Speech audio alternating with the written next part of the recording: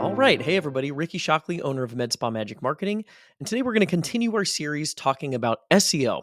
So, my goal with this presentation and this guide is to really give you quick, actionable tips that can make a difference in your marketing quickly.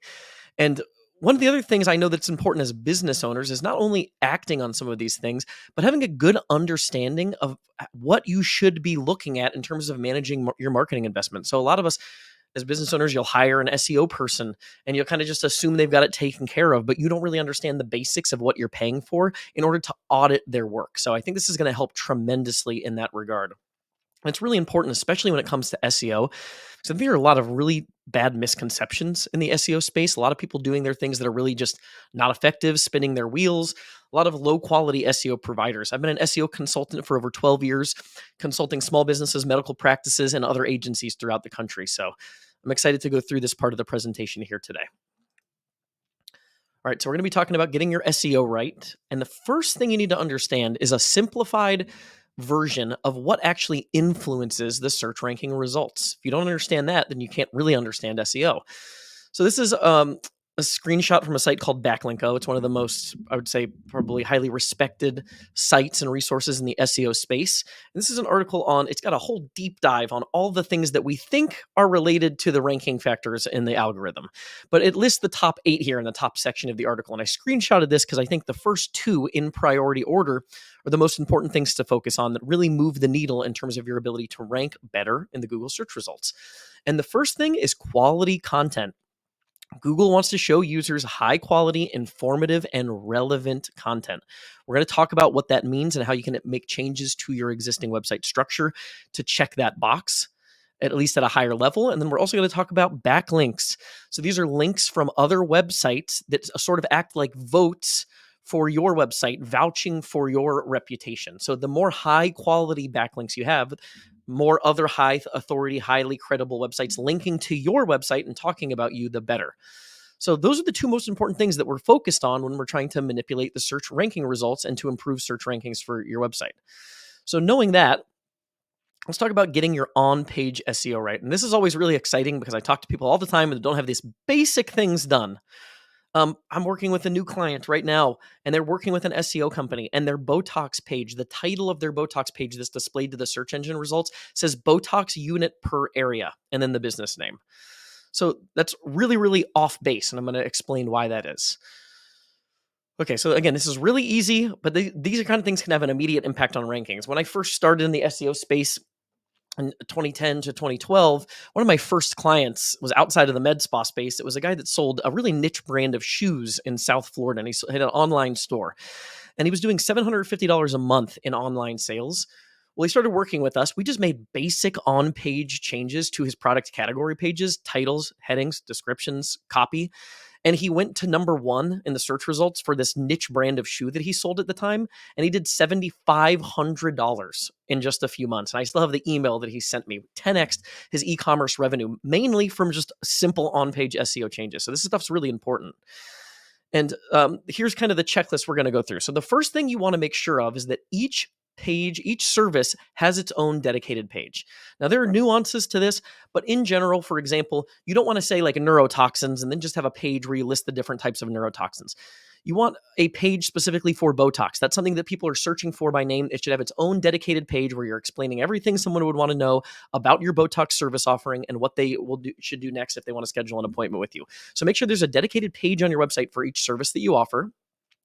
Make sure the information is in-depth and comprehensive and covers any questions a client might have. So think about it as like your one-page sales pitch. If you're sitting there with a prospective client or patient and you're trying to explain to them everything they could possibly need to know or want to know about Botox, try to include that content and that information on your web pages. You'll be better off for it. We've tested this with guides and guide content that we've created. We can outpunch our weight in terms of our ranking capability by making our content more comprehensive and more robust. So that's really, really important. Don't overlook that step. Figure out how you can make those pages as comprehensive as possible. And then we're going to go into our page titles and our headings. So when you're editing a web page, there's something called the meta title or the page title. And this is the title that's actually displayed to the search engine so that Google understands what this page is about. And the heading of the page relays that same information. So the basic formula that we want to use that I see so many people missing, just like that Botox per unit example I just gave, is we want to say the service that we're offering, the city that we serve, and our business name. So if I'm a Nashville-based med spa, and I'm saying Ricky's Med Spa for the sake of this example, my page title of my Botox page should be Botox in Nashville, Tennessee, Ricky's Med Spa. Now you can add things to that. You can add some flair to it, like a new patient Botox promo in Nashville, Ricky's Med Spa. If you've got something you're offering new patients, you can add some of those types of things to make it more attractive in terms of getting people to click. But you want to make sure that the service, the city, and the business name are in those page titles if at all possible. One other caveat to this is I really recommend optimizing the city on your website for the city where you actually have a physical location. So if you're in a suburb, like I'm in Mount Juliet, Tennessee. So Nashville is obviously the big city where there's going to be more search volume, but I'm not actually in Nashville. So if I'm in Mount Juliet, I'm not going to probably rank well for Nashville. Google's got a lot of information about your business. They know where your physical office address is, and they heavily bias the search results to your physical office address.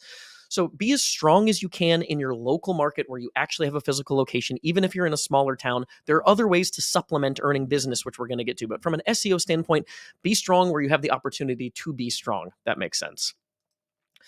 So again, make the page heading. So the first text that appears on the page, we want that to generally reflect the same information that's in that page title. So this is what that might look like. You see at the top right here, it says facials in Leominster, Massachusetts, opulent aesthetics. And then the page heading is facials in Leominster, Massachusetts. And then we've got information now on the service. But that basic formula, I see a lot of people missing, and we see immediate ranking jumps when we can solve that problem of implementing those basic SEO changes. So pause this video if you have to. Go do that now, or send an email to whoever's managing your website, because those are quick fixes and quick wins that can improve rankings. One other thing that we want to check for, and I see this a lot, is something we call keyword cannibalization. So if you've created content on your website about a specific service, but it's in a bunch of different places. And this example that I have a screenshot here is a client of ours she was ranking number 30 for cool sculpting in her city. And when we looked at it, we said, that's weird. You've been in business for a long time. You have a pretty strong domain authority. Why aren't you ranking well? And we realized she had about 5 different pages for cool sculpting: an FAQ page, a blog post, a benefits page, a service page. And when we combined all of that content into one clear ranking page, we were able to correct that issue we call keyword cannibalization. She shot up to page 1 in the search results, fluctuated a little bit. And now she's in the top half of page 1 for cool sculpting because we were able to clear up an issue with keyword cannibalization. And I see this a lot, especially with people that have worked with SEO companies, accidentally creating issues with keyword cannibalization by doing things like blogs that overlap and compete with your service pages. Google is a computer. It's an algorithm. You need to simplify it. This is in Google's documentation that this idea of keyword cannibalization can be an issue. So just make sure you have that taken care of. So I'm going to give you the checklist for how to check for potential issues with keyword cannibalization here. So on Google, you can perform a search where you type in site, no spaces here, site, your website URL, and then a space, and then just do the search that you would be typing in. So site, yourwebsite.com, space, Botox in Nashville with spaces between it. And what that's going to do is it's going to show you all of the pages on your website that Google is indexing in order for Botox in Nashville. So if you see a bunch of page titles that say Botox in Nashville and you're not ranking well for Botox in Nashville, that might be an indication that you're experiencing keyword cannibalization. So look at what pages appear. And if you have those issues, notify who's ever in charge of your website or your SEO. If you want to have a conversation with us about that, we're happy to have that conversation. You can find our contact information on our website, but that's something you definitely want to take care of. The idea is you're going to basically combine the content into one page so people are getting all the information in one place, and then you set up what are called redirects so that the old URLs that you're not going to have existing any longer automatically redirect a user and a search engine to the new page that you have that you want to rank. So again, many SEO companies accidentally create these issues, which is kind of crazy. So it's very possible. I talked to someone last week who's been paying an SEO company for years who actually created pretty substantial issues with keyword cannibalization. All right, so we talked about the on-page SEO. Those are the essentials of on-page SEO. And if you've talked to SEO people, you're probably thinking, where's the technical stuff? Where's schema markup and core web vitals and page speed and all these things and the back-end code? That stuff's not super impactful from an SEO standpoint. It's just really not. And you have to think about this from Google's standpoint. What does Google want to do? They want to show the most authoritative and reputable search results to the user. Are they going to make a determination on the reputation of your business based on some code that's on the back end of your website, or the fact that your website loads 5 milliseconds faster than your competitor? Probably not. They want to rank the most authoritative results. And quality of content and off-page signals related to links are really the catalyst to improving rankings. So we need to build up our domain authority. If you're a new business, this is especially important. But so all other things equal, let's say Google understands that you offer Botox in Nashville and your competitor down the street offers Botox in Nashville, and you've got really good comprehensive content. What's one of the things that's going to largely determine whether you're showing up toward the top of the search results or you're buried deep down? It's going to be these link signals and what we call domain authority. So how many quality inbound links do you have pointing back to your website?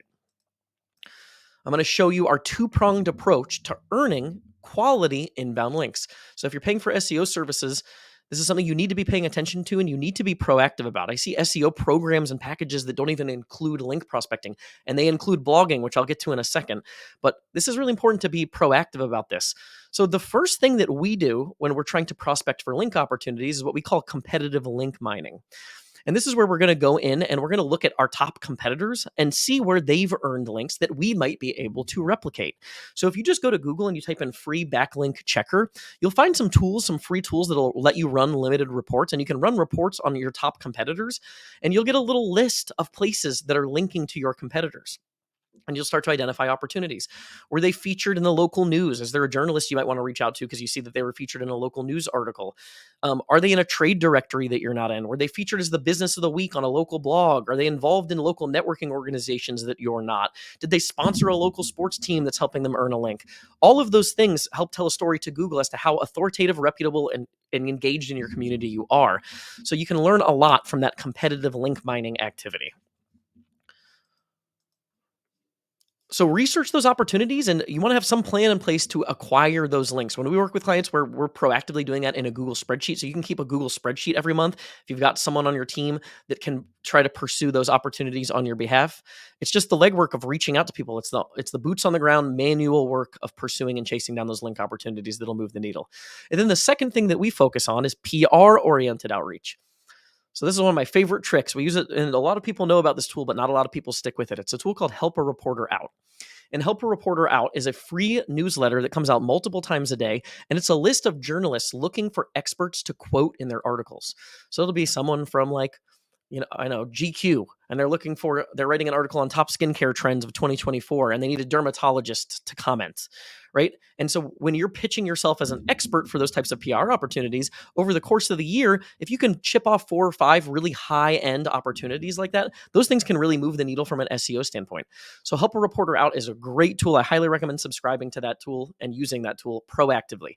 When you send a pitch, so you're sending your tips for consideration, in our experience, the success rate is going to be something like 10 or 15%. So for every 10 you send, maybe you nail 1, maybe 2. So just keep that in mind when you're using the tool. But if you're proactive about it, you will see success. We've had clients featured in sites like Forbes, GQ, Women's World, the print magazine, Rob Report, Real Simple, Aging Place, just a bunch of high quality, authoritative link inclusions like that we've achieved from using Help a Reporter Out. So the next thing we want to talk about is our Google business listing. So works in tandem, but sort of a separate entity in terms of search. And this is when you perform a search for a local business, you see the map section and you see the reviews alongside those on the map. So when it comes to your Google business listing, the obvious things are, first of all, claim your Google business listing if you haven't already. I'm going to assume the vast majority of you watching this video have already done that. If you haven't, just go to google.com/business and you'll be prompted to fill out some information to start claiming your listing. But once you have your listing claimed, there's some things we want to make sure are in order.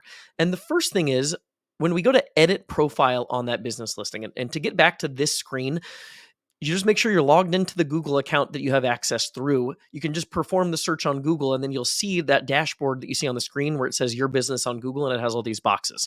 If you don't see that, you're logged into the wrong Google account or you don't have access to that page. But once you do, you'll have the option to edit the profile. You can also get there going to google.com/business again. And then you go to edit profile.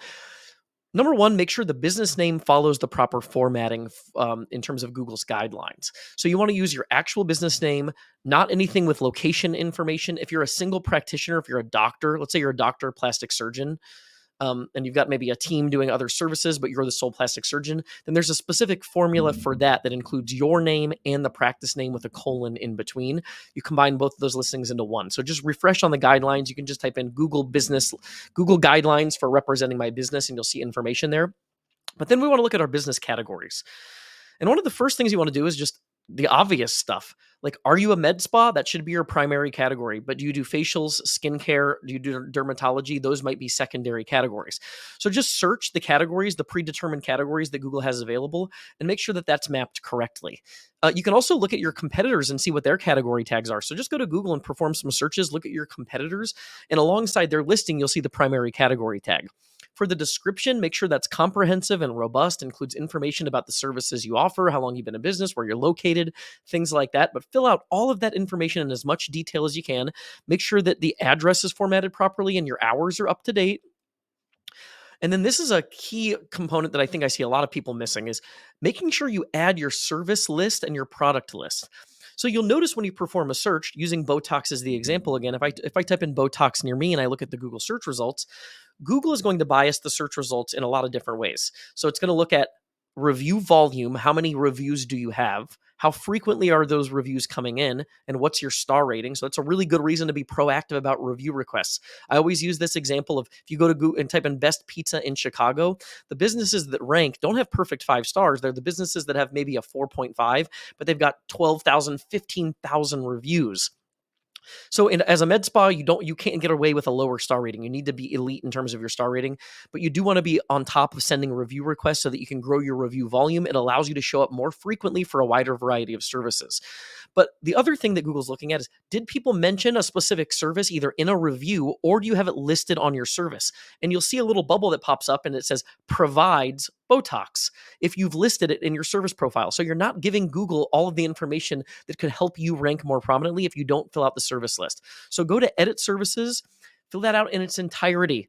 Every version of filler or neurotoxins or facials, anything that somebody might be searching for, just fill out that service list comprehensively. And I also recommend adding most of those things to products. So if you're doing facials, you have a specific product you're using, add it to the product list. Botox is a product, add it to the product list. Anything that has a potential overlap as both a kind of a product and a service, put those in your product section as well. The next thing you're going to want to do is start asking for reviews. So we've got a review tool that we use called GatherUp that we recommend, but you're going to want to be proactive about this even if you're doing it manually. Google will provide you an easy to send link there when you click ask for reviews. So you can send that via text, via email to your existing patient database, things like that. So it's relatively easy to make sure you've got those things taken care of. I just want to make sure those are not missing because I see a lot of those things missing when we do audits on Google business listings. The next thing we want to look at is what we call NAP consistency. Name, address, phone number. There are all sorts of tools that can help you automate this process. Yext. We use a tool called Moz Local to do this. It's a little bit on the lower cost end. But what this tool will allow you to do is it makes sure all of your business listings across the web's top directories, even if people are trying to find you on Uber or Lyft, it'll do that. Apple Maps. It'll make sure all that information is mapped to what's on your Google business listing. So you can use a tool like Moz Local and just go to moz.com/local to find that tool. But that'll be really helpful to automating the process of making sure that you do have NAP consistency. It's not a major ranking factor. It's just a housekeeping task. One thing you notice we didn't talk about was blogging. This is really important. It's a thing that's been a pet peeve of mine for probably going close to 10 years now. I wrote an article, I think maybe in 2014, it might have been, called The Inbound Marketing Sham. And it's the idea that, it's basically the idea that blogging was adopted by local businesses in an inappropriate way that doesn't lead to an actual business result. So I'm going to go into some tidbits as to why we don't recommend blogging most of the time as an SEO initiative. Now, if you want to blog because you have a lot of stuff that you want to say, you want to share interesting insights with your patients, send it out to your newsletter, use it to nurture prospects, that's all great. But most people that are blogging think that they're doing it for SEO. I want to talk about why that's really not effective. So I've got a video on top 5 ways your marketing agency is failing you right here where I include this information, but we're going to recap this again real quick today. So if you're blogging or paying an agency to blog, this is the kind of stuff you're probably doing. Top 10 reasons everyone is searching for Emsculpt Neo near me. 5 reasons Emsculpt Neo is important for the over 50 crowd. This is extremely ineffective, and to my contention, this is a complete waste of money. So let's explain why that is. Number 1, If you've created content like that, there's probably dozens, if not hundreds of other websites that have created content on that exact same topic, and you're really not likely to rank. So knowing that, again, links are important, that they affect your domain authority. There are going to be other sites that are much more reputable and authoritative that have written articles on that topic that are going to outrank you. So it's really hard to rank when you create that type of content. Just you're probably not going to show up, so you're not even going to get much search traffic when you do that type of thing. When you do, even, I'll get to that in a second. So every once in a while, you might get something that's niche enough that you get lucky in your rank and you get traffic, and it'll boost your traffic numbers on your website. But I'm going to show you why that's misleading and, again, not a worthwhile endeavor. Also, it doesn't help us earn links. So one of the ideas of creating content is if you create a really robust resource, other people might pick it up and talk about it and link it and reference it. But those types of blog posts are not going to get linked. Nobody's going to mention those as resources or pick those up. So they're not earning you links. They're really not likely to rank. And then even if you get lucky and one of those does rank because it's niche enough, one of my favorite examples, we have a client in Maryland that they're an audiology practice, and their SEO company had written a blog post called how do piercings affect my hearing? And it was one of the few blog posts that ranked. It actually did rank. So they were getting, if you Google that search, they'll probably show up, and they get a lot of traffic from that blog post. But that's really misleading, A, because the person that's performing that search is not likely to be a person that needs hearing aids. So they're not even likely to be a customer just based on user behavior mapping. And then number two, they're not even local. So when we looked at that, I don't think they had a single person in their county that actually came across that article. So if there were 400 or 500 visits on that article, for example, over the course of a month or two, all of them were just scattered around the country in places that weren't even potential clients. They can't even do business with us because they're not local. So this is an extremely ineffective thing to do. I highly recommend not wasting money, time, or energy on blogging for those reasons. So I hope that makes sense. And again, it's not necessary to rank. Again, Google wants to show the most reputable and authoritative results. They're not going to make a strict judgment on your business based on the fact that you're blogging or not.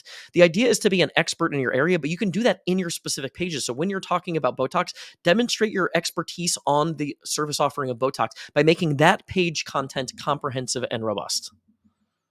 All right, in the next video here, we're going to get into my favorite strategy. I think it's the most effective thing that we're doing right now for clients. The best bang for your marketing bucks, number one place I recommend spending ad dollars when you start investing in marketing is Facebook and Instagram ads. I'm going to show you our exact frameworks, how we build graphic templates, why we build them the way that we build them, how we select and frame our offers, and all of the steps that proceed from there. So excited about the next video in the series. Stay tuned.